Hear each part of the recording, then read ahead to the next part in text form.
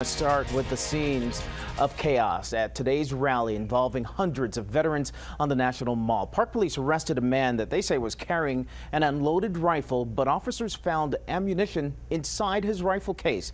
It was one of a number of things that took place during the day. Tom Rousey is live at the Lincoln Memorial with this ongoing tension in the government shutdown. Tom.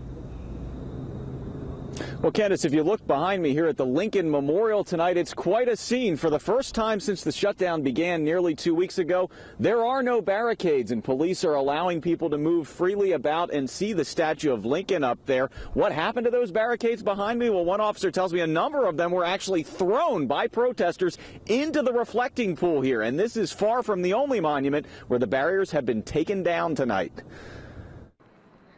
Tonight, the government remained shut down, but the World War II Memorial did not. I did not know it would be open. I thought that it would be barricaded off. The Manguno family arrived in D.C. tonight during a somewhat disappointing tour of the East Coast. In Boston, we missed out on Faneuil Hall. In Philadelphia, we didn't get to go into Independence Hall. We didn't expect to see really anything up close, and got over here and the barricades were gone. Oh, I think it's awesome. I think somebody had to stand up and do something.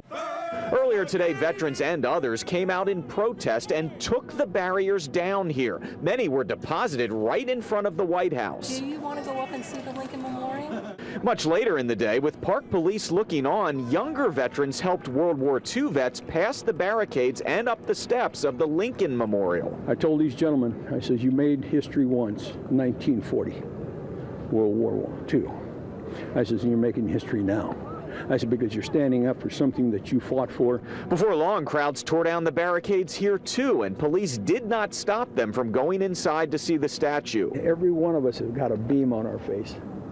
We opened it up. It was a similar situation at the Vietnam Wall, where the barricades were also gone. Even among those who had nothing to do with today's protests, we found a lot of support for the barricade teardown. Whether or not it was right or not, it still happened, and we're glad that it did. It's an important part of our history, and I don't see why we shouldn't be able to view it.